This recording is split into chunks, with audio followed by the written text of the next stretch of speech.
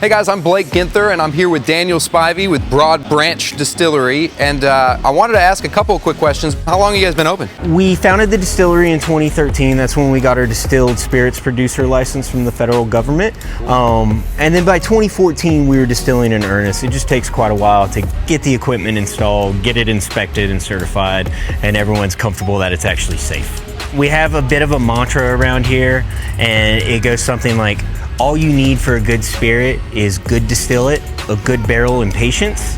That sounds really simple. Yeah. It's much harder than that. It makes it sound so easy. But it keeps it in our head that what seems like should be simple, we have to drill into every time and make sure it's perfect every time. All right, so now I'm gonna throw one last curveball at you. If you had to use 3 words to describe Winston to you, we did not practice this beforehand. What are the 3 words that you would use to best describe Winston? A little big city.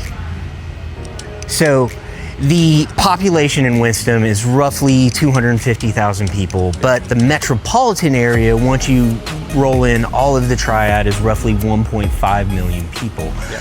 When people look at a Greensboro or a Winston-Salem or a High Point, they only look at that specific city and they don't think of us as a larger metropolitan area. Right. The things you can find in a Winston-Salem or a Greensboro, you shouldn't be able to find unless you're in a much bigger market.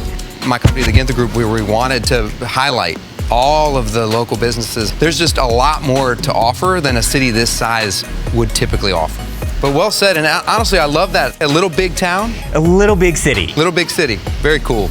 And hopefully we're gonna show you lots more that it has to offer in the coming weeks.